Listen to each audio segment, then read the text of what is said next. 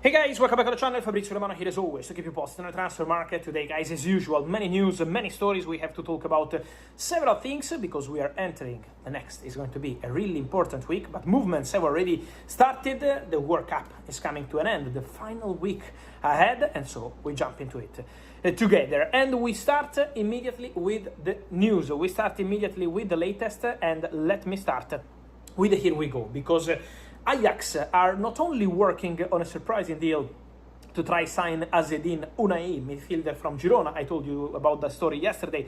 25 million euros his release clause. Ajax have tried to negotiate under that price, but Ajax want Unai because he's a player well known by the coach Mikel, and Ajax have been trying for some time to find a midfielder who can be top elite midfielder. They tried for Dani Ceballos, but at the moment is not advancing, and now also Unai in their shortlist.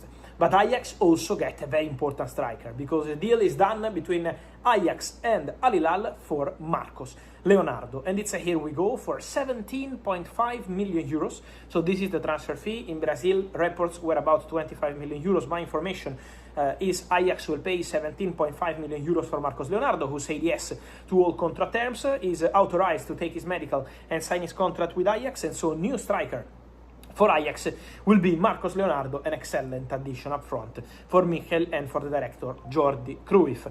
Talking about the here we go, talking about the big updates, guys, I also want to mention some Turkish news, some Turkish updates. Let's start with Besiktas, because I told you over the week Besiktas will travel, will their management will travel, will their directors to meet with Leandro Trossard and his agent and present the project. Besiktas have an agreement done with Arsenal for Leandro Trossard.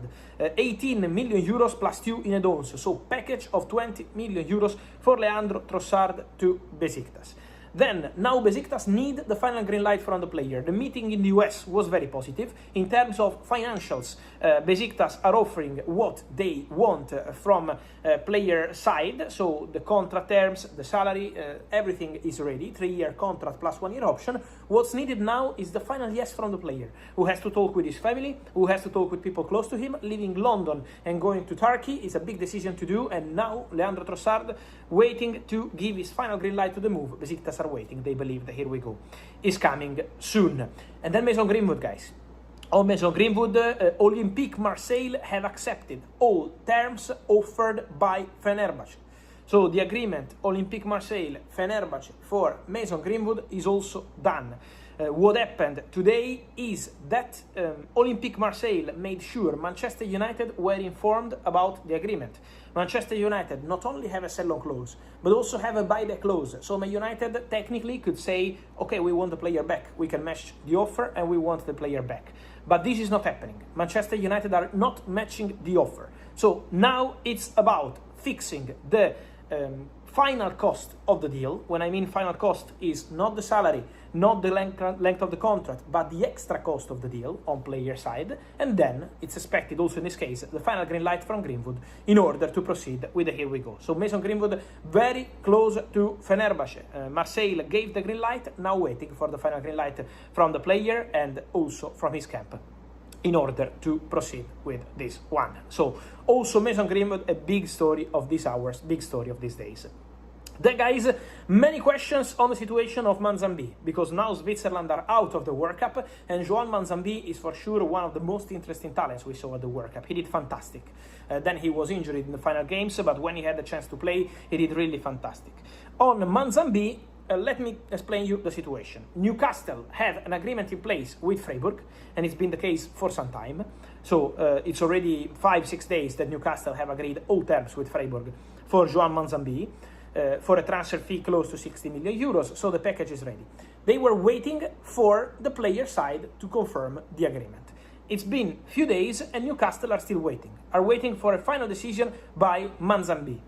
Now, one of the clubs trying to call to understand the situation around Manzambi is, according to my information, Aston Villa. There have been 2-3 clubs from Premier League calling to understand the situation, if the deal was closed, if the deal was done. And at the moment, still waiting to check on more. But Aston Villa are one of the clubs calling for Joan Manzambi.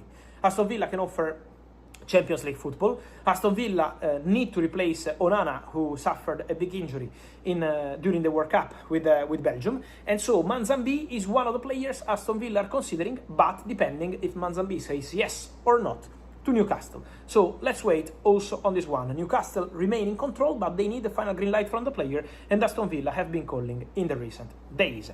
Then, guys, we have to talk also about Ederson, just quickly. Because on Ederson, I told you the deal has collapsed with Manchester United. The player left England. The player is now on holiday. So Ederson will now relax a bit after the World Cup, after the whole season he had with Atalanta. What's going to happen after that? My understanding is that Atalanta, from next week, will talk with the agents of the player, with the camp of the player, to offer him a new contract.